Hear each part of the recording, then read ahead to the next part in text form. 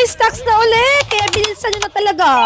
Gamit na gamit talaga yung mga gantong klase ng tent. Mga ante ko lalo na ngayon tag-ulan. Kaya naman si seller, naubusan ng mga sizes nung nakaraan. Kaya bibilisan mo na talaga kasi for sure maraming abangers dyan na nag-aantay ng stocks si seller. Kaya naman finally, may stocks na ulit tayo itong heavy duty na tent.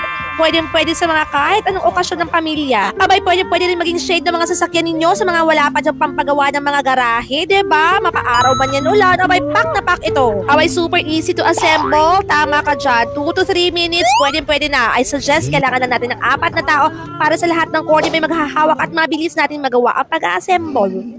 Slowly.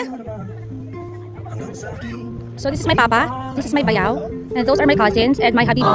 By the way, first time namin to dito trinay, kaya mukha siyang matagal at hindi namin nasundan yung pagkakasunod-sunod. Kaya for the ulit kami sa ibang part. Ang laki! Wow! Actually, madali lang naman pala siya. Madali lang siyang set up.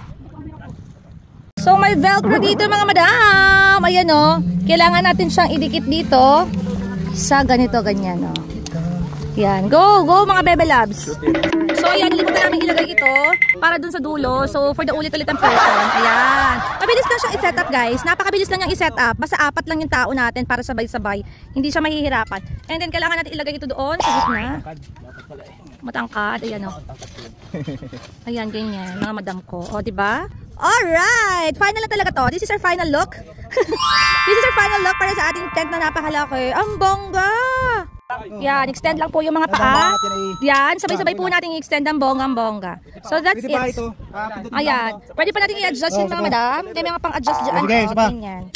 Ayan, kailangan lang sabay-sabay. Everybody. Very good, guys. Yay! That's so good. Ice cream yummy. Ice cream good. Kaya kung gusto mo rin, ilalagay ko sa baba ang link ng Yellow Basket. Yun lang. Bye!